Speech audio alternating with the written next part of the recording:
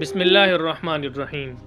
تاریخ گواہ ہے کہ طاقت کے کھیل میں مردوں کے شانہ بشانہ خواتین بھی ہمیشہ کسی نہ کسی روپ میں موجود رہی ہیں، چاہے وہ جنگ کے میدان ہوں، حکمرانی کے ایوانوں میں یا محل کے پردوں کے پیچھے۔ ان کا اثر ہر دور میں گہرا اور ناقابل انکار رہا ہے۔ خواتین جو کبھی ماں، کبھی بیوی اور کبھی بہن کے روپ میں نظر آئیں، اپنی ذہانت، تدبر اور سیاست سے بڑے بڑے بادشاہوں اور حکمرانوں کو اپنی رائے پر مائل کرتی رہیں۔ طاقت کی بساط پر ہر چال کا کوئی نہ کوئی مہرہ ہوتا ہے، اور عثمانی محل کی خواتین اس بساط پر اپنی چالیں کچھ اس خوبصورتی سے کھیلتی تھی کہ مرد میدان دیکھتے رہ جاتے۔ اسلامی تاریخ میں عباسیوں سے لے کر مغلوں تک خواتین کے کردار کو نظر انداز نہیں کیا جا سکتا۔ عثمانی سلطنت میں حرم وہ جگہ تھی جہاں نہ صرف حسن و جمال کی کہانیاں لکھی گئی بلکہ سازشوں اور اقتدار کی جنگوں کی داستانیں بھی رقم ہوئی۔ ان کہانیوں میں ایک نام جو ہمیشہ تاریخ کے اوراق میں چمکتا ہے وہ ہے حورم سلطان، ایک خاتون جو اپنی ذہانت، چالاکی اور دبدبے کے ذریعے عثمانی تاریخ کا حصہ بنی اور ایک ایسی سازش کو جنم دیا جس نے ایک مقبول ولی عہد کی زندگی چھین لی۔ حورم سلطان، جنہیں مغرب میں رخسالانہ کہا جاتا ہے، ان کا تعلق یوکرین کے ایک غریب عیسائی خاندان سے تھا۔ انہیں غلام بنا کر عثمانی سلطنت میں لایا گیا، جہاں ان کی قسمت نے ایسا پلٹا کھایا کہ وہ سلطان سلیمان قانونی کے خاص حرم میں داخل ہوئیں۔ اپنی غیر معمولی خوبصورتی اور ذہانت کے باعث وہ سلطان کے دل کی ملکہ بن گئی اور جلد ہی حرم کے اصولوں کو بدل کر رکھ دیا۔ حورم سلطان نے اپنی اہمیت صرف ایک بیوی کی حیثیت سے ہی نہیں بڑھائی بلکہ انہوں نے سلطان کے دربار اور سیاست پر اپنی گرفت مضبوط کر لی۔ وہ نہ صرف سلطان کی قریبی مشیر تھی بلکہ سلطنت کے اہم فیصلوں میں ان کا اثر و رسوخ نمایاں تھا۔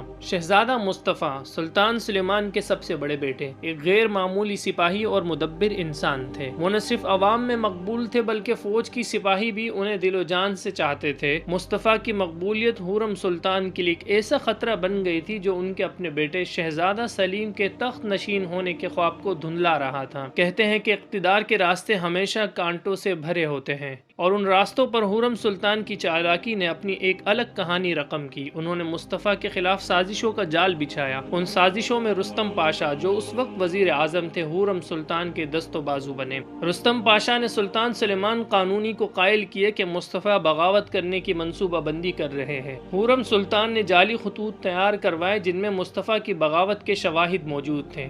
یہ خطوط سلطان کے شک کو یقین میں بدلنے کے لیے کافی تھے۔ 1553 میں سلطان سلیمان نے مصطفیٰ کو ایک جنگی مہم کے دوران اپنے خیمے میں طلب کیا۔ مصطفیٰ کو اپنے والد کے سامنے پیش کیا گیا جہاں وہ اپنی بے گناہی ثابت کرنے کے لیے تیار تھے، مگر تقدیر کچھ اور لکھ چکی تھی۔ سلطان کے حکم پر مصطفیٰ کو خیمے میں ہی قتل کر دیا گیا۔ کہا جاتا ہے کہ مصطفیٰ کی موت پر وہاں موجود سپاہیوں اور درباریوں کے دل لرز گئے۔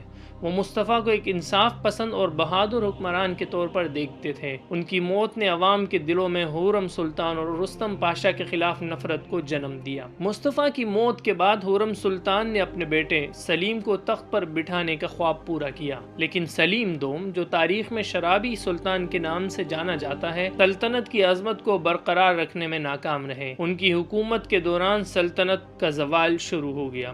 حورم سلطان کی داستان ہمیں یہ سبق دیتی ہے کہ اقتدار کی ہوس میں انسان نہ صرف اپنے عزیزوں کو قربان کرتا ہے بلکہ اپنی اخلاقی حدود کو بھی پار کر جاتا ہے۔ شہزادہ مصطفیٰ کی المناک موت ایک ایسی داستان ہے جو ہمیں یاد دلاتی ہے کہ طاقت اور سازش کا کھیل کبھی بھی کسی کو مکمل کامیابی نہیں دیتا۔ یہ کہانی صرف عثمانی سلطنت کی نہیں بلکہ ہر اس سلطنت کی ہے جہاں اقتدار کی ہوس انسانی رشتوں اور جذبات کو کچل دیتی ہے۔